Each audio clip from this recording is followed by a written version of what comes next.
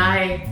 So I'm Cindy Bento, and I am doing this YouTube recording for my grandson, Jakey. Yeah. He would like me to do a YouTube video on how to pick out watermelon and how to cut it. So, have some things here. We did the best we could, so bear with us.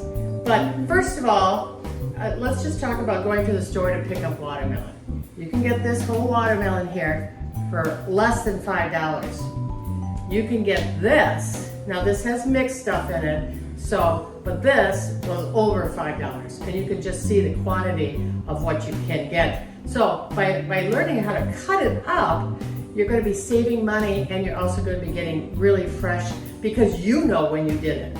So besides deciding how you want to do it, so we're picking out a whole one here. And then you want to decide what kind of watermelon you want. There's different kinds of watermelon. This one is seedless, which is nice. The ones that are this big, those have seeds in it. If you don't care about the seeds, no big deal. And then they have some really round ones that are called sugar babies, and those are very, very sweet. I didn't see any of those at the store, so I don't know what they look like. So once you decide on what kind of watermelon you want, now you want to decide on how do I want to cut it? Do you want to cut it up into wedges like this? Or do you want to cut it in half and hollow it out, make it into a bowl, and then you can put other fruit in? That's a really nice way to take it to a party. Or do you want to cut it up and just make cubes out of it and then mix it in with a little feta cheese into like more of a watermelon salad? So that's some of the things you need to think about. You can also get melon ballers, where when you cut up the melon, it's a special tool that you can make a little ball out of. That's really pretty. So in any event, we're at the store, we want to buy a watermelon, we decided we want this one. There's a couple of things you need to do. First of all, you want to go with a bright green color on most of it, but you also want a bright yellow base. So that's another thing. Then the thing is, you need to find a green, they call it the belly button. Not a green, I'm sorry, brown belly button. Mine's a little greener than I would like, but that's what we have, so let's see what's in there. But they recommend looking for a brown belly button. And then the last thing that you want to do to pick out a good watermelon is you want to, does that sound hollow? You know what? Oh, they say it's supposed to sound like if you're tapping a barrel of water. So, we got that. So, this is the watermelon we got. This is what we're going to decide to do. So, if you decide you want it in cubes, and now I know that Jake likes his in wedges, so that's what we're going to cut up today. But if you want it in cubes, this is the recommended. You cut off the bottom, you cut off the top. So now it stands flat. And then you kind of shave the rind off of the watermelon meat. And then after it's all shaved up, then it's easy enough to cut into cubes. The other thing, when we were at the store yesterday, we asked a lady how she picked them out.